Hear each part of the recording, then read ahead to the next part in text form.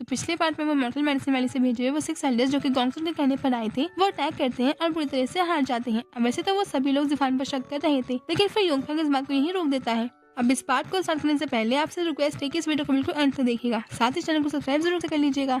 अब इस पार्ट के स्टार्टिंग में वो 4 ओल्ड मैन में से एक ओल्ड मैन योंगफैंग से कहते हैं कि हमने तुम्हारी पावर देखी है, इसलिए हम तुम्हें धोखा देने की सोच भी नहीं सकते, जिस पर योंगफैंग भी हाँ कर देता है। अब तभी सेकंड एल्डर कहते हैं कि हम ये सब बातें बाद में करेंगे, अभी हमें माउंटेन के लिए निकलना चाहिए। तब इसके बाद योंगफैंग सभी को कुछ मेडिसिन देता है। ये मेडिसिन खाने के बाद वो सभी पूरी तरीके से रिकवर होने लगते हैं। अब शाओ तियान कहता है कि ये मेडिसिन तो कमाल की है, इसकी वजह से मेरी अभी तक बैटल में जितनी भी एनर्जी गई थी वो सब रिकवर हो गई है और सब वापस आ गई है। साथ ही योंगफैंग ने सभी ओल्ड मैन को भी ये मेडिसिन दी थी और वो भी इसे खाकर पूरी तरीके से रिकवर हो जाते हैं और योंगफैंग की तारीफ करने लगते हैं। अब योंगफैंग वहाँ से चलने को कहता है और फिर इसके बाद वो लोग माउंटेन की तरफ निकल पड़ते हैं। अब उनके जाने के बाद वहाँ पर गॉन्गसुन अपने लोगों के साथ आता है। अब उसका डेसिबल देखता है कि वहाँ पर वो 6 एल्डर्स बेहोश पड़े हैं। अब ये बात वो गॉन्गसुन को बताते हैं। इसके बाद गॉन्गसुन के पास जाता है, ध्यान से देखते हैं और उसे पता चलता है कि उन सभी को आइस अटैक के साथ बहुत बुरी तरीके से मारा गया है। साथ ही इसके बाद उन पर कई पॉइजनस इंसेक्ट्स ने भी हमला किया है। मगर अब गॉन्गसुन को यकीन नहीं हो रहा था आखिर ऐसा पॉसिबल ही कैसे है। अब उसका एक डेसिबल उसको बताता है कि ऐसा पॉसिबल है अगर कोई उन्हें हवा में ही फ्रीज कर दे तो।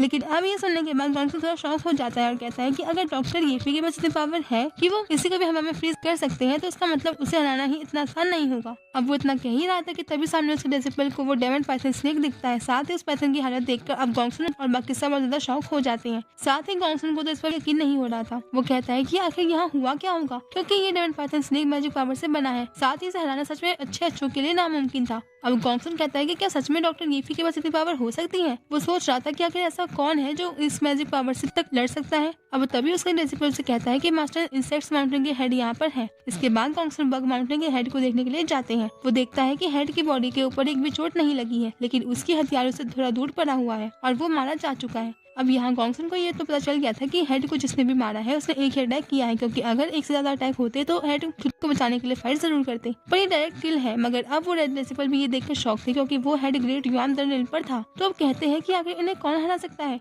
अब वो पूछते हैं कि क्या हमें उनका पीछा करना चाहिए, और अब गॉन्गसुन भी उनकी बातों से सहमत था। वो भी कह देता है कि हाँ, हम अभी उनका पीछा नहीं करेंगे, क्योंकि अभी हमने उन्हें अंडरएस्टिमेट कर लिया था, मगर अब हम दोबारा ये गलती नहीं कर सकते। अब इसके बाद सीन चेंज होता है और हम देखते हैं कि योंगफैंग और बाकी सभी लोग रेस्ट कर रहे थे और अपना खाना पका रहे थे। साथ ही पास में वो चारों ओल्ड मैन अपनी कल्टिवेशन कर रहे थे। दरअसल वो इस कल्टिवेशन से इस पिल को जो कि उन्होंने योंगफैंग ने दी थी उसे धीरे धीरे डाइजेस्ट करने की कोशिश कर रहे थे। अब ये देख के वो प्रिंसेस योंगफैंग से पूछती है कि सभी ओल्ड मास्टर ने भी तो वो पिल खाई थी, तो फिर इन्हें कल्टिवेशन करने की क्यों जरूरत पड़ रही है। अब इस पर निकी उसे कहती है कि इनकी पावर अभी बहुत कम है और ये पिल उनकी पावर बहुत ज्यादा स्ट्रॉन्ग है, इसलिए उन्हें उसे डाइजेस्ट करने के लिए ऐसा करना पड़ रहा है। अब तभी हम देखते हैं कि जिफान खड़ा होता है और योंगफैंग से कहता है कि आप बहुत ही टैलेंटेड हो, इसलिए मुझे आपका स्टूडेंट बनना है, क्योंकि मैं अभी तक सिर्फ कुछ ही जगह पर गया हूँ और मेरे को सिर्फ उतनी जगह की नॉलेज है, पर मैं चाहता हूँ कि मैं भी बाहर जाऊँ और अपनी नॉलेज को बढ़ाऊँ। अब इतना कहकर वो अपने घुटनों पर रिक्वेस्ट करने वाला था, लेकिन योंगफैंग ऐसा करने से उसे रोकता है और उसे रिक्वेस्ट करने से मना करता है। लेकिन अब जिफान अभी भी कह रहा था कि मुझे आपका स्टूडेंट बना लीजिए, तो बार बार उसकी बात सुनकर निकी हंसते हुए उसे कहती है कि क्या तुम खुद को योंगफैंग का स्टूडेंट समझने के लायक समझते हो।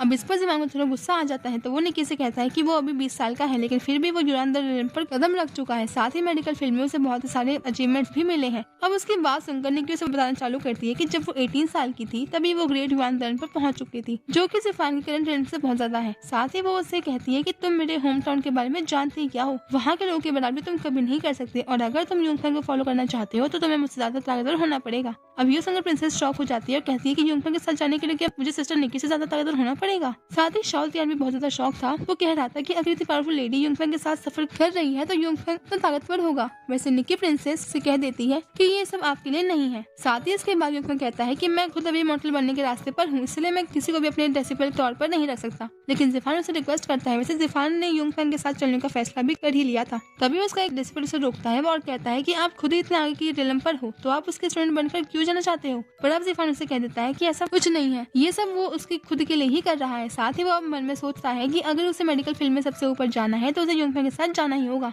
अब इसके बाद सीन चेंज होता है और हम देखते हैं कि वो लोग फिर से चलना चालू कर देते हैं। अब सुबह का टाइम था जब वहाँ चारों ओल्ड मैन को गुड बाय कहते हैं। वैसे सेकंड एल्डर उन सभी से पूछते हैं कि आप हमारे साथ में कंटिन्यू नहीं करेंगे क्या, जिस पर वो एक ओल्ड मैन कहते हैं कि हमारे पास इतनी ताकत नहीं है कि हम और आगे तक जा सके, इसलिए हमें लौटना पड़ेगा। अब सेकंड एल्डर उनसे उनका ख्याल रखने को कहते हैं। इसके बाद वो ओल्ड मैन वहाँ से चले जाते हैं। तभी उनमें से एक ओल्ड मैन कहता है कि डॉक्टर येफी सच में बहुत ताकतवर है, साथ ही वो मिस्टर मॉन्क भी किसी से कम नहीं है, इसलिए हम उनसे फाइट बिल्कुल नहीं कर सकते और यही हमारे लिए अच्छा है। अब इसके बाद हम दूसरी तरफ योंगफैंग के पास आते हैं, जहाँ पर जिफान उन्हें बताता है कि अब सिर्फ एक दिन का रास्ता बचा हुआ है। अगर हम आराम से भी चलते हैं तो भी एक दिन के अंदर उस माउंटेन पर पहुंच जाएंगे। वैसे भी वो सिर्फ सनसेट वैली से थोड़ा से आगे है। अब ये सुनकर फिर योंगफैंग उसे कहता है कि ठीक है, तो हमें इतना टाइम वेस्ट नहीं करना चाहिए और आगे बढ़ना कंटिन्यू करना चाहिए। अब इसके बाद वो सब आगे बढ़ते हैं। साथ ही हम देखते हैं कि निकी और मिस्टर मॉन्क सभी पॉइजनस इंसेक्ट्स को मारते जा रहे थे और वो लोग धीरे धीरे आगे बढ़ते जा रहे थे। वैसे ये सब देख कर सिग्नल कहते हैं कि ना जाने डॉक्टर येफी किस मोटरसाइकिल से है, पर इसके बाद वो चलना कंटिन्यू करते हैं और कुछ देर बाद आखिर वो उस जगह पर पहुंच जाते हैं। उस जगह के नाम सनसेट वैली था और सामने अब जिस लेक को देख रहे हैं उसे वाइजलिंग लेक कहा जाता है। ये जगह सच में देखने वाले में बहुत ज्यादा सुंदर लग रही थी।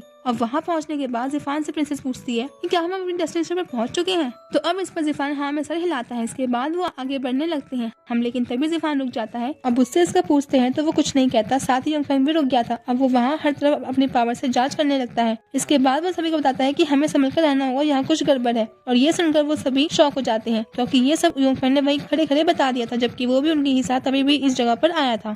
पर अब इसी के साथ ये पार्ट भी खत्म हो जाता है। अगर आपको ये वीडियो अच्छा लगा तो प्लीज इसे लाइक कर देना और शेयर कर देना। अब मिलते हैं आपके अगले वीडियो में, तब तक के लिए bye bye guys and take care.